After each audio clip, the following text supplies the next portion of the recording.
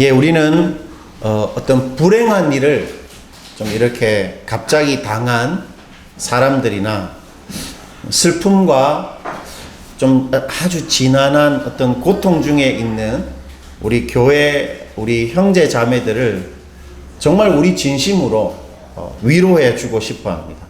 정말 우리는 그들을 위로하고 싶어 하죠. 그런데 그런 고통의 한복판에 있는 그런 사람들을 더 외롭고 그리고 더 아프게 하는 것은 오히려 믿는 사람들, 예수님을 믿는 사람들이 찾아와서 위로하는 아주 성경적이고도 신실한 위로의 말들입니다. 그런 성경을 인용하거나 아니면 아주 믿음의 위로의 말을 하는데 그것이 오히려 고통 중에 있는 사람들을 더 아프게 하는 경우가 많다는 것이죠. 한 집사님이 몇 년 동안 이렇게 그 불임 치료를 이렇게 받다가 그토록 간절히 원했던 아이를 가지게 됩니다. 그런데 조산기가 있어서 급하게 그 아이를 출산하다가 그만 그 아이가 출산 직후에 숨지고 맙니다. 아이를 잃은 것이죠. 그 집사님은 자신이 의지했던 현대의술, 요즘은 이런 어떤 조산기로 인해서 아이가 죽을 가능성이 거의 없다라는 어떤 현대의술에 대한 어떤 믿음, 그리고 엄마로서의 확신. 아빠는 잘 모르는데 엄마는 뱃속에 아기가 있을 때 그 아이와 연결되어 있잖아요. 틀림없이 이 아이는 죽지 않고 살 것이라는 엄마의 확신. 그리고 무엇보다도 정말로 간절히 그리고 정말로 전적으로 하나님을 의지를 하면서 그분의 사랑과 능력을 붙들었는데 이 세 가지가 아무런 도움이 되지 않았다는 것입니다. 그리고 그때는 자신이 아무것도 붙들 게 없었다 이렇게 말하는데 교회에서 많은 이들이 와서 그 슬픔 중에 있는 집사님을 위로해 주었는데 그런데 이런 말들이 그 집사님을 더 고통스럽게 했다고 합니다. 우리가 이해할 수 없는 하나님의 뜻이 있을 겁니다. 이제 너만의 하늘 아기 천사가 생겼으니 특권인 줄 알아야 해. 힘내. 이제 하늘에 아기 천사가 있으니까 특권이다. 힘을 내라. 그리고 그 아이가 지금 있는 곳이 여기보다 더 나은 곳이야. 그 아이는 지금 하나님의 품에 있으니까 이런 말들. 그리고 어떤 교인은 병실에 직접 찾아와서 이런 어떤 식구를 낭독해 주었는데 한번 들어보십시오. 천국을 둘러보시던 하나님은 그곳이 좀 더 환해져야겠다는 생각에 생생한 꽃 한 송이를 꺾어 그곳에 활기를 더하셨네. 하나님께서 그 아이를 이렇게 딱 꺾어가지고 천국을 환하게 만들었다. 그렇게 이제 말하는 것이죠. 그때 집사님은 그 식구를 읽어주는 그분에게 후회할 말을 하지 않으려고 침상에서 이를 악물고 있었다고 합니다. 우리가 잘 아는 C.S. 루이스도 암으로 자신의 아내를 잃고 나서 자신의 마음을 이렇게 해고하는데 여러분 잘 들어보십시오. C.S. 루이스의 말입니다. 슬픔이 마치 두려움과도 같은 느낌이라고 아무도 내게 말해주지 않았다. 나는 무섭다. 속이 울렁거리고 안절부절 못하며 입이 벌어진다. 이제 세상과 나 사이에는 뭔가 보이지 않는 장막이 드리워져 있다. 다른 사람들이 뭐라 말하든 받아들이기 힘들다. 아니, 받아들이고 싶지 않다. 그러면서도 나는 다른 사람들이 곁에 있어 주기를 바란다. 집이 텅 빌 때가 제일 무섭다. 사람들이 있어 주되 저희들끼리만 이야기하고 나는 가만히 슬프도록 내버려 두면 좋겠다. 말이 아니라 그저 옆에 있어 주는 것. 그것이 슬픔과 고통을 당한 사람들에게 진정한 위로가 되는 것입니다. 우리가 잘 아는 그 미국의 가장 큰 교회를 이루었던 릭 워렛 목사님이 그 셋째 아들이 어려서부터 우울증을 앓았는데 20살이 넘어가서 급기야 자살을 합니다. 그때 이분이 이렇게 말하죠. 내가 갑자기 이런 고통을 당해보니까 아무 말도 나에게 의미가 없었고 그저 말없이 옆에서 있어주는 사람들이 나에게 가장 큰 위로가 되었다. 그렇게 말하지요. 우리가 잘 아는 욥의 친구들도 욥이 그렇게 고통 중에 있는데 너무 많은 말을 합니다. 너무 많은 다른 말을 많이 하죠. 그래서 욥기가 제가 생각했을 때 친구들이 아무 말 하지 않고 욥의 곁에 그냥 있어줬으면 한 5장 정도로 욥기가 끝났을 텐데 욥기는 몇 장까지 있죠? 42장까지. 얼마나 친구들이 많은 말을 했든지 42장까지 있는 것입니다. 욥의 고통이 그만큼 길어진 것이죠. 이처럼 갑작스러운 불행한 일로 고통을 겪고 큰 상실로 인한 슬픔 중에 있는 그리스도인들이 예외 없이 경험하는 것이 있습니다.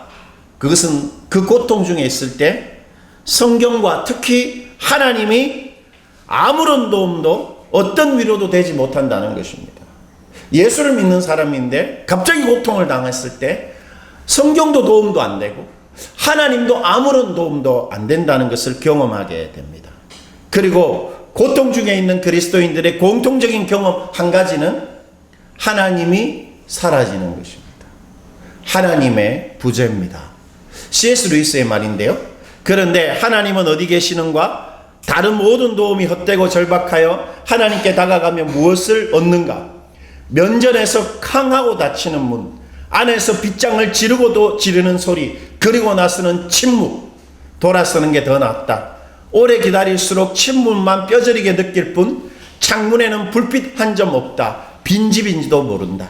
비유적으로 표현했지만 C.S. 루이스가 그렇게 절박하게 자신의 아내가 암의 고통에서 이기고 항암 치료 받아서 다시 살아날 것을 그렇게 간절히 기도했는데 오히려 하나님은 더 멀어지고 아무 말도 말씀하시지도 않고 침묵하셨다.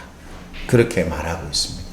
여러분, 우리가 어떤 면에서 극심한 고통을 겪지 않아서 그런데 고통 중에 있는 그리스도인들의 대부분의 공통점은 하나님의 침묵입니다.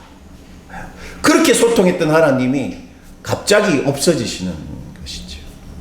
여러분, 이 하나님의 침묵, 지금 절실한 그 하나님이 내 삶 속에 없는 것, 이 하나님의 부재가 바로 우리들의 시험이고 유혹입니다. 우리들의 시험이고 유혹이죠. 하나님의 부재라는 말을 들었을 때 그런 게 있구나, 이런 느낌을 받으면 어떤 면에서 둘 중에 하나입니다. 우리가 예수를 믿고 있지 않든지 아니면 약간 신앙적으로 문제가 있든지, 우리가 신앙적으로 강하고 주님을 정말 더 붙들려고 할 때 우리가 대번에 느끼는 것은 주님의 부재입니다. 신기하죠. 많은 믿음의 선배들이 그것을 그렇게 말하고 있죠. 이 바로 하나님의 부재가 우리 인생의 시험이고 유혹입니다. 오늘 우리가 다룰 이 우리 대신 예수님이 당하신 우리의 시험, 이 두 번째는 불신의 시험입니다. 불신의 시험. 이 불신의 시험이 우리가 이 땅을 살 때 너무도 자주 마주치는 우리들의 큰 유혹입니다. 하나님을 불신하게 되는 시험이 바로 우리의 큰 유혹인데, 우리 그 두 번째 시험 한번 보시죠. 마태복음 4장 5절과 7절인데 우리 한 절씩 저와 여러분 교독하시겠습니다. 제가 먼저 5절을 읽을게요. 이에 마귀가 예수를 거룩한 성으로 데려다가 성전 꼭대기에 세우고 이르되 내가 만일 하나님의 아들이거든 뛰어내리라. 기록되었으되 그가 너를 위하여 그의 사자들을 명하시니 그들이 손으로 너를 받들어 발에 돌에 부딪히지 않게 하리로다 하였느니라. 우리 다 같이 예수께서 이르시되 또 기록되었을 때 주 너의 하나님을 시험하지 말라 하였느니라 하시니, 여러분, 사단이 이렇게 말하는 것이죠. 하나님이 어떤 일에도 너를 지키신다 말하셨다. 그 시편에 그렇게 기록되어 있잖아. 그러니까 여기 꼭대기 위에서 한번 뛰어내려 봐라. 하나님이 어떤 일이 있어도 너를 보호해 주니까 이 성전 꼭대기 위에서 한번 뛰어내려 봐라. 하나님이 말씀하신 대로 반드시 하실 것이다. 여러분, 어떻게 하실 수 있겠습니까? 우리 진욱 형제, 그 시편이 우리가 높은 데 뛰어내려도 천사가 우리 발을 딱 받든다고 했으니까 이 교회 옥상에서 한번 뛰어내릴 수 있을까요? 어떻습니까? 네. 여러분, 이 시험은 겉으로 보기에는 하나님에 대한 틀림없는 믿음의 용기와 결단을 테스트하는 시험처럼 보입니다. 말씀대로 한번 네 할 수 있겠냐? 정말 말씀 믿을 수 있겠는가? 말씀대로 딱 결단할 수 있겠는가? 그 시험입니다. 그러나 가만히 들여다보면 이 사단의 시험은 유혹입니다. 유혹. 이 사단의 두 번째 시험은 우리에게 하나님에 대한 불신을 조장합니다. 이 뛰어내려라는 이 시험은 우리로 하여금 하나님을 의심하게 만들어서 우리와 하나님 사이를 멀어지게 만드는 유혹입니다. 바로 불신의 유혹입니다. 여러분, 이 불신의 유혹이 인류를 망가뜨렸습니다. 에덴 동산을 한번 생각해 보십시오. 에덴 동산의 아담과 하와를 사탄이 어떻게 유혹합니까? 하나님을 불신하고 의심하게 유혹합니다. 그 의심과 불신이 이 세상을 완전히 죄된 세상으로 망가뜨리는 것이죠. 처음부터. 이 두 번째 시험에 이 숨겨진 사단의 악한 의도, 뛰어내려 보라는 이 사단의 말에 숨겨져 있는 사단의 악한 의도가 예수님의 답변에 잘 드러나 있는데, 여러분 다시 마태복음 4장 7절 한번 주목해 보시죠. 예수께서 이르시되 또 기록되었을 때 주 너의 하나님은 시험하지 말라 하였느니라 하시니. 여러분, 이 두 번째 사탄의 시험은 어떤 시험이라고 예수님이 딱 간파하셨습니까? 하나님을 뭐 어떻게 하는 시험이지요? 시험하는 시험입니다. 즉 하나님을 시험하려는 유혹, 사탄이 바로 그 유혹을 하고 있다라는 것이죠. 하나님을 시험한다는 게 뭐죠, 여러분? 하나님을 시험한다, 이런 것입니다. 하나님이 정말 그런가 아닌가, 하나님을 의심하게 하고 하나님을 불신하게 하는 유혹입니다.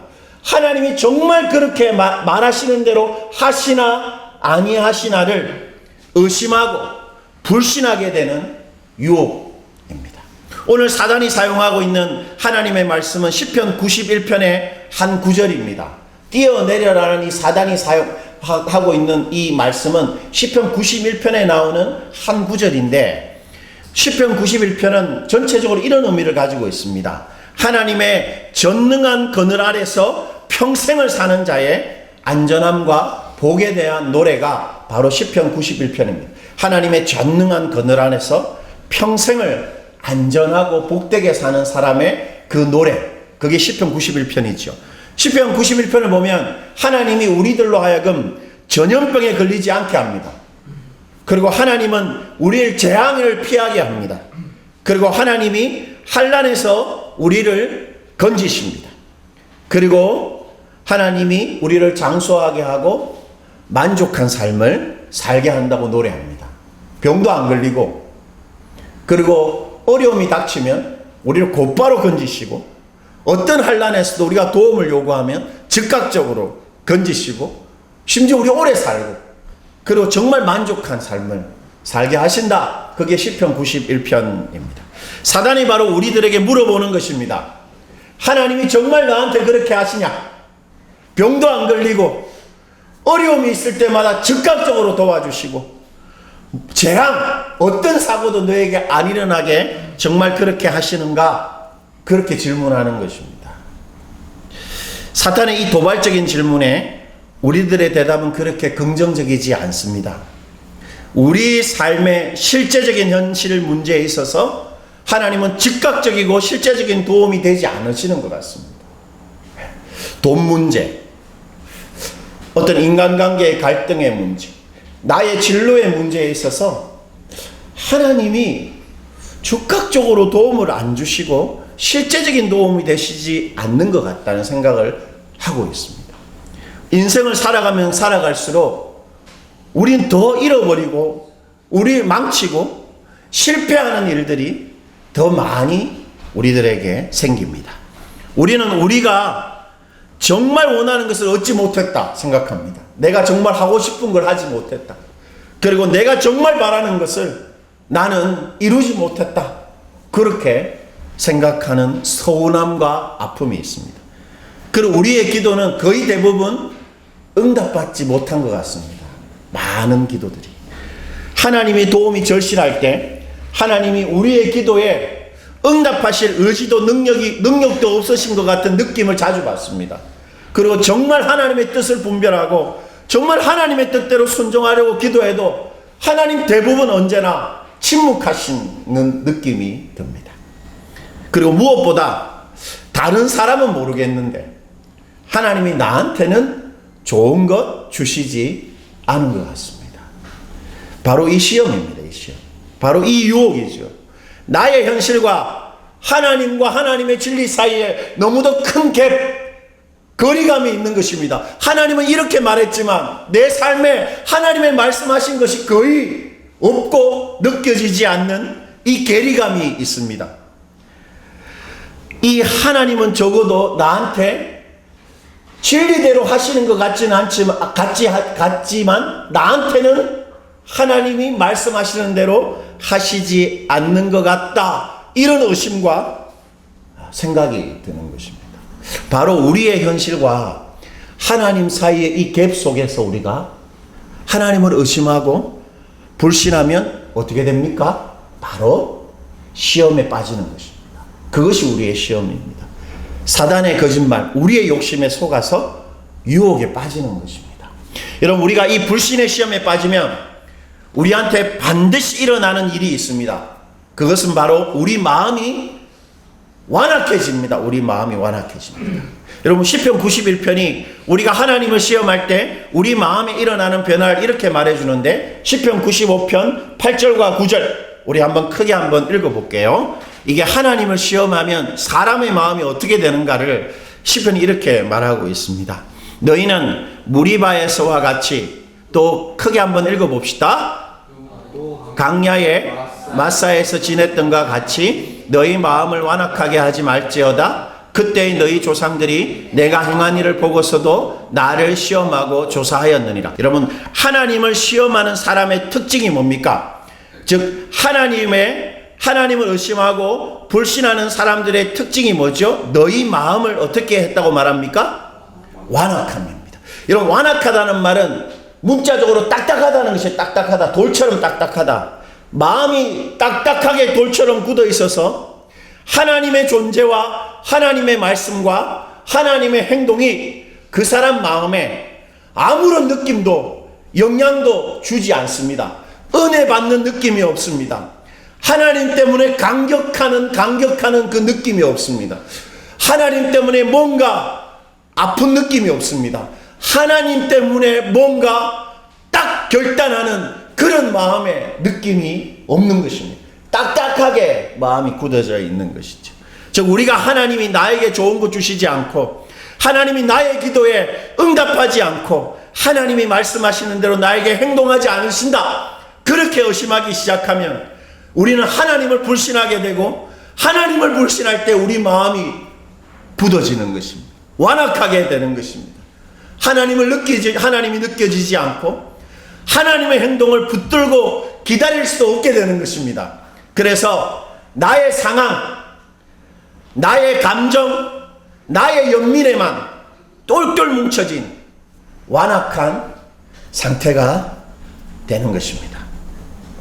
이 완악한 상태가 되면 어떻게 되냐면, 하나님께 기도는 하기는 하지만 우리가 간절함과 절실함이 없습니다. 우리가 기도하면 말하지 않습니다. 이 예배당에 와서 하나님께 기도한다 그러면 할 말이 별로 없고 눈 감고 있다가 그냥 마칩니다. 마음이 완악하면 간절함과 이 절실함이 없습니다. 하나님이 기도하면 행동하신다고 정말 믿어지지 않고, 응답하실 수도 있겠지, 이게 나의 이 말이 그렇게 의미가 있을까, 이런 마음이 생깁니다. 그리고 우리는 마음이 완악해지면 우리 삶에 긴급하고 실제적인 문제에 있어서 하나님을 정말 기대하지 않습니다. 경제적인 문제가 생기고 내가 뭔가 선택해야 하고 빨리 해결해야 될 문제가 생기면 하나님의 행동보다 내가 합니다. 다른 사람의 도움을 요구하든지, 왜냐하면 하나님 빨리 행동하지 않을 뿐더러 하나님 믿음지가 않은 것입니다. 마음이 완악해지면 내가 어떻게든 내 문제를 빨리 해결하려고 하는 것입니다. 더 이상 하나님을 정말로 신뢰하지 않습니다. 진짜 실제적인 문제. 믿기는 믿죠. 그리고 하나님을 믿고 살기는 하겠지만 어떤 마음이 드냐면 하나님한테 좋은 거 바라지 않습니다. 뭐 하나님이 내 인생에 뭐 좋은 길로 나를 인도해 주실까? 하나님이 내가 하는 이 일을 성공하게 하실까? 하나님이 우리 가정을 행복하게 만들어 주실까? 하나님에 대한 기대를 하지는 않습니다. 단지 하나님이 정말 살아계시긴 하니까 내 인생에 혹 나쁜 일 안 생기고 우리 가족들 평안하게 살도록 그냥 도와주셨으면 좋겠다. 그런 마음 가집니다. 그것이 바로 사단이 우리 마음에 주고 싶은 상태입니다. 유혹해서 우리가 그런 마음을 가지게 하는 것입니다. 어떤 것입니까? 하나님이 우리 삶의 중심이 되지 않도록 하는 것입니다. 하나님이 중심이 되지 않도록 하는 것입니다. TV에 보면 예수 믿는 사람들이 가끔 등장하지 않습니까? 나오지 않습니까? 그 사람들의 삶을 보면 예수를 믿지만 예수님이 중심이 되는 삶을 살지 않습니다. 그냥 인생의 한 부분으로 신앙을 가진 것처럼 보이게 하는 것이죠. 그게 사단의 전략입니다. 하나님이 내 인생의 중심이 되지 않도록, 하나님이 우리 삶의 이유와 목적과 내가 살아가는 힘과 내 정서의 모든 것이 되지 않도록, 하나님이 주시는 것으로 우리가 정말 행복하게 살지 못하도록, 하나님을 믿고 살기는 하지만 하나님과 거의 무관한 삶을 살도록 하는 것, 그것이 사단의 유혹입니다. 말씀하시는 대로 안 하시네? 하나님 지금 없잖아. 이 유혹입니다. 그래서 불신의 유혹에 빠지면 삶을 낭비하게 됩니다. 왜냐하면 하나님이 중심이 안 되고 하나님과 상관없는 행복, 하나님과 상관없는 좋은 것은 이 세상에 존재하지 않는데 사탄이 우리 욕심과 우리 유혹으로 하나님과 무관하게 살도록 우리를 유혹하고 속이는 것입니다. 그러면 그만큼 우리는 인생을 낭비하고 살게 되는 거죠. 그렇다면 우리는 어떻게 우리의 현실과 하나님의 계리 속에서 하나님에 대한 의심과 불신을 이길 수 있을까요? 왜 말씀대로 하시지 않는 하나님을 믿고 살면서 어떻게 이 하나님을 의심하지 않고 불신하지 않을 수 있을까 하는 것입니다. 예수님의 답변인데요. 다시 마태복음 4장 7절입니다. 우리 이것은 크게 한 번 더 읽어볼게요. 예수께서 이르시되 또 기록되었을 때 주 너의 하나님을 시험하지 말라 하였느니라 하시니, 사탄의 유혹에, 사탄이 이런 유혹이잖아요. 하나님이 너한테 말씀대로 안 하시잖아. 네 삶과 이 말씀이 너무 괴리감이 큰데? 이렇게 딱 우리한테 유혹하잖아요. 그때 예수님이 딱 어떤 답으로 탁 그 유혹을 물리칩니까? 예수님의 답변이 뭐죠? 너의 하나님을 시험하지 말라입니다. 이게 예수님의 답변입니다. 예수님의 답변은 뭐겠습니까? 이것만이 그 괴리감을 메울 수 있고 그 유혹을 우리가 이길 수 있다라는 것입니다. 여러분, 예수님께서 뭐라고 말하는 겁니까? 시험하지 말라. 이게 뭐죠? 하나님은 시험할 필요가 전혀 없는 분이라는 것입니다. 하나님은 이리저리 살피보고 말씀대로 하시나 안 하시나, 하나님이 나한테 좋은 거 주시나 안 주시나 그런 거 확인해 볼 필요가 전혀 없는 분이라는 것입니다. 하나님은 의심할 필요가 전혀 없고 불신한 이유가 완전히 없으신 분이다. 예수님 그렇게 말하시는 것입니다. 여러분, 예수님이 일용하고 있는 이 성경 구절은 바로 시편 95편에 나오는 마사와 무리바에서 이스라엘 백성들이 하나님을 시험했을 때 하나님이 하신 말씀입니다. 그러니까 이스라엘 백성이 하나님을 딱 시험했을 때 하나님이 하신 말씀이 바로 예수님이 인용한 구절인데, 출애굽기 17장 7절입니다. 우리 한번 읽어보시겠습니다. 그가 그곳 이름을 마사 또는 무리바라 불렀으니 이는 이스라엘 자손이 다투었으며 또는 그들이 여호와를 시험하여 이르기를 여호와께서 우리 중에 계신가 안 계신가 하였습니다. 예, 이겁니다. 하나님이 내 이 일에, 내 직장에, 내 사업에, 내 공부에 같이 계신가 안 계신가? 그 유혹입니다. 하나님이 내 문제에 함께 계시는가 아니 계시는가? 나의 이 문제를 신경 쓰는가 안 쓰시는가? 하나님이 내가 하는 이 일을 하나님도 소중히 여기시는가 아니 여기시는가? 하나님이 내가 한 이 부탁, 나의 이 간절한 간구를 하나님이 정말 소중하게 여기시고 들으시는가 아니 들으시는가, 그 시험과 의심과 불신을 할 필요가 전혀 없다라는 것입니다. 그런 생각할 필요가 없다라는 것입니다. 예수님 말은 시험하지 말라, 하나님은 그 말입니다. 즉 예수님은 우리한테 하나님에 대한 어떤 신뢰를 요구하십니까?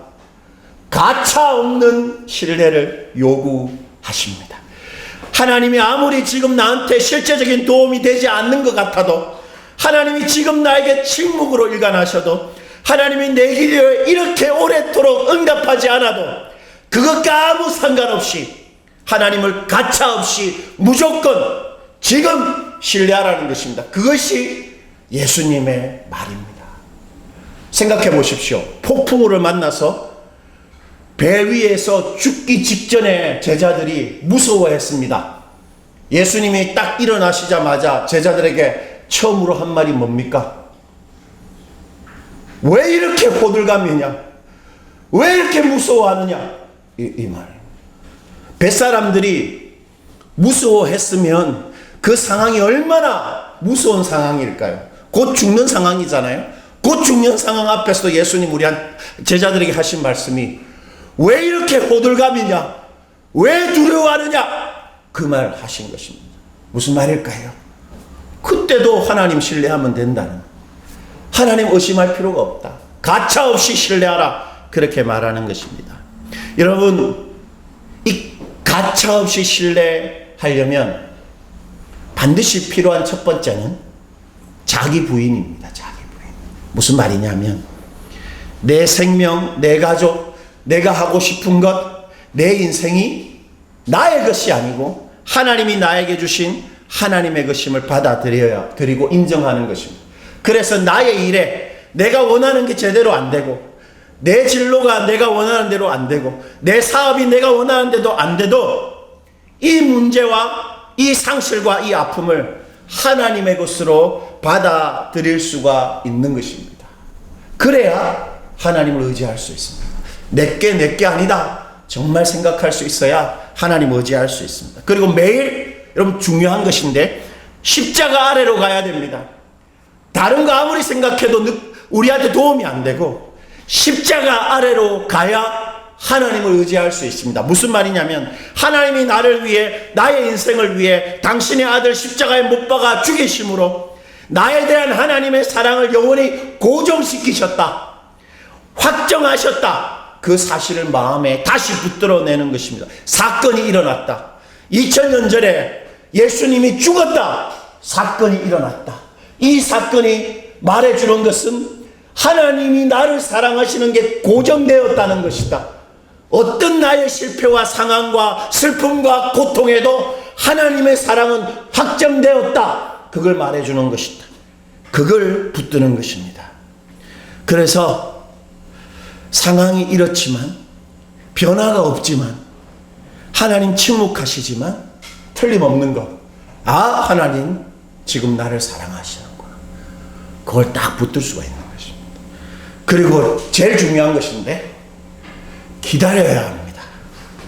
왜냐하면 하나님이 나를 사랑하는 것이 정말 사실이기 때문입니다.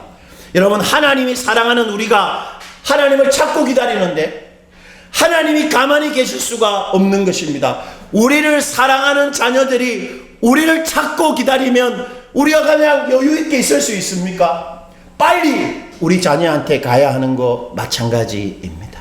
하나님은 당신을 기다리는 우리를 반드시 찾아오시기 마련입니다. 기다리면 됩니다. 기다리는 자들에게나 구하는 영혼에게 여호와는 언제나 선하시도다. 말씀을 마무리하겠습니다. 여러분, 한 선교사님 가정이 휴가차 고국으로 돌아와서 호숫가 친구 별장에서 시간을 보냈습니다. 하루는 7살 난 아들이 선교사님 몰래 그 별장 옆 바로 옆에 정박해 있었던 작은 배에 올라탔습니다. 그런데 그 배가 뒤뚱거리지 않겠습니까? 그만 2.5m 깊은 물에 그 아이가 빠지고 말았습니다. 그것을 지켜보던 큰딸아이가 비명소리를 이렇게 지르니까 그걸 소리를 듣고 선교사님이 그 탁한 물속에 바로 뛰어들었습니다. 정신없이 물속에서 아들을 찾아 더듬었지만 이 선교사님은 두 분이나 숨이 차서 물 밖으로 나와야 했습니다. 다시 한번 숨을 잔뜩 들이마신 후에 내려간 선교사님은 드디어 아들을 찾았는데 그 아이가 성착장 나무 교각을 꽉 붙들고 있었던, 물살이 새서 안 떠내려가려고 그 교각을 꽉 붙들고 있었던 것입니다. 선교사님은 그 아이의 손가락을 하나씩 떼어내고 그 아이를 꽉 안은 후에 박차고 나왔습니다. 그 아이가 이렇게 진정이 되자 선교사님이 물었습니다. 빌리, 너 저 밑에서 뭐 하고 있었어? 그러자 그 아이가 이렇게 대답합니다. 아빠만 기다리고 있었어. 아빠만 기다리고 있었어. 우리도 하나님 기다리면 됩니다. 하나님은 하나님만 기다리는 우리를 반드시 도우시고 살리시는 것입니다. 왜냐하면 우리가 바로 하나님의 아들, 하나님의 딸들이기 때문이지요. 때문에 시험에 들지 않도록 기도한다는 것은 지금의 나의 감정 상태와 지금의 나의 상황에 아무 관계없이 하나님을 가차없이 신뢰하는 그 신뢰의 시간을 만드는 것입니다. 시험에 빠지지 말라는 기도가 바로 그런 의미입니다. 나의 현실과 하나님과의 그 괴리를 좁히는 것. 내 현실은 이런데 하나님의 말씀은 이런데 왜 이렇게 차이가 나지? 그 사이를 이렇게 좁히는 것. 그것이 바로 기도입니다. 우리가 좀 초라하고 우리 삶이 뭔가 함부로 이렇게 내던져져 있는 것 같고 일상의 단조로움이 계속 반복돼서 고달프고 우리 영혼이 어떤 면에서 메말라가도 그래서 하나님이 없구나, 하나님의 부재가 느껴져도 그건 그저 느낌입니다. 느낌. 왜요? 하나님은 절대로 부재하지 않는, 시험할 필요가 없는 분이시기 때문이지. 그 하나님께 우리를 단단히 묶어내는 시간, 그게 바로 기도입니다. 그러므로 우리가 기도해야 살 수 있는 것입니다. 우리를 위해서 아들을 죽이신, 그래서 우리를 사랑하신 하나님은 앞으로 우리를 사랑하는 일에 절대 실패하지 않으실 것입니다. 우리 모두 하나님 앞에 그런 기도의 시간을 가짐으로 결국 하나님으로 인해 모든 게 잘 될 것이라는, 내가 너를 사랑하니 너는 걱정하지 말라는 그 하나님의 음성을 듣는 여러분 되시기를 축원드립니다.